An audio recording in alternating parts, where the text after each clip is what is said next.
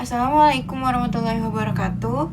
Perkenalkan, nama saya Safa Rafiqullah Zahra. Saya dari SMA Negeri 3 Samarinda.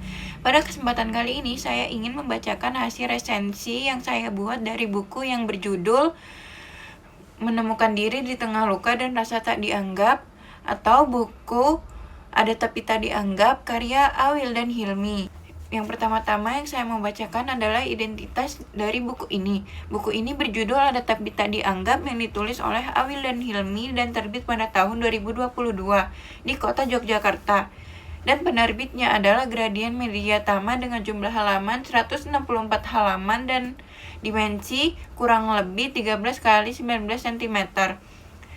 Jenis buku ini adalah buku non-fiksi atau self-improvement dengan ISBN 978-602-220-392-7 dengan harga Rp79.000 di Pulau Jawa. Hampir semua orang pernah mengalami rasa diabaikan. Kita hadir di sana, berusaha, bahkan memberi perhatian, tetapi orang lain seolah tidak melihat. Situasi seperti ini sering menimbulkan luka batin yang dalam.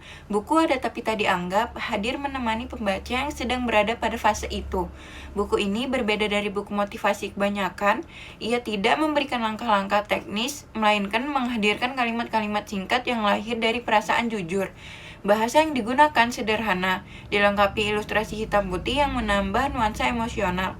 Pesannya terasa sangat dekat dengan kehidupan remaja maupun orang dewasa di masa sekarang, ketika validasi dari luar sering dijadikan tolak ukur harga diri.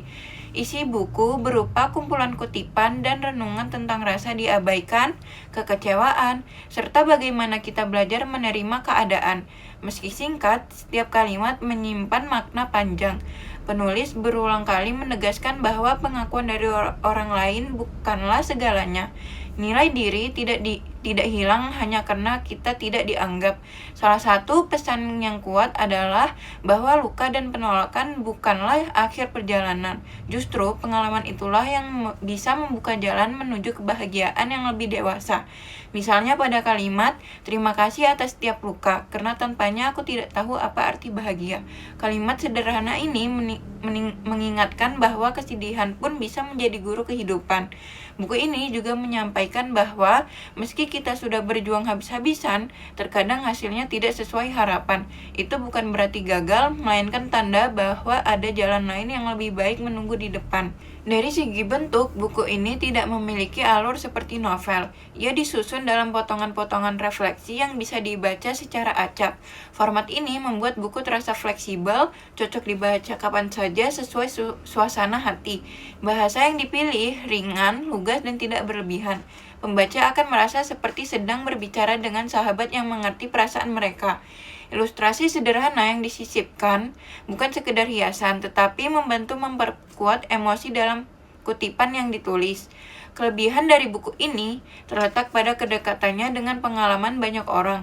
Kalimatnya singkat, mudah dipahami, namun syarat makna.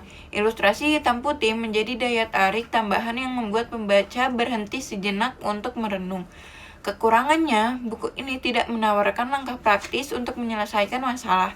Bagi pembaca yang mencari solusi konkret, mungkin terasa kurang memuaskan. Namun, justru karena tidak menggurui, buku ini bisa lebih menyentuh. Ia berbicara dengan rasa, bukan dengan teori. Saat membaca buku ini, saya merasa seperti bercermin. Ada bagian yang membuat saya sadar bahwa diabaikan bukanlah berarti tidak berharga. Kehilangan orang yang kita perjuangkan juga tidak selalu buruk. Bisa jadi itu cara Tuhan menyiapkan sesuatu yang lebih layak. Pesan pentingnya adalah belajarlah untuk berjalan sendiri jika perlu. Menghargai diri sendiri jauh lebih penting daripada menunggu pengakuan dari orang lain. Luka yang pernah datang bukanlah akhir, melainkan pintu menuju kebahagiaan yang lebih sejati. Kesimpulan dari buku ini adalah, buku ini bukan buku yang memberi jawaban instan, melainkan teman yang menemani saat hati sedang rapuh. Nilai utamanya adalah membuat pembaca merasa tidak sendirian. Buku ini mengingatkan kita bahwa diabaikan tidak sama dengan tidak berarti. Justru dari rasa sakit itu, kita belajar berdiri lebih tegak, bukan untuk membuktikan kepada orang lain, tetapi untuk menghormati diri sendiri. Cukup sekian video resensi dari saya. Jika ada kata atau kalimat yang kurang berkenan, tolong dimaafkan. Wassalamualaikum warahmatullahi wabarakatuh.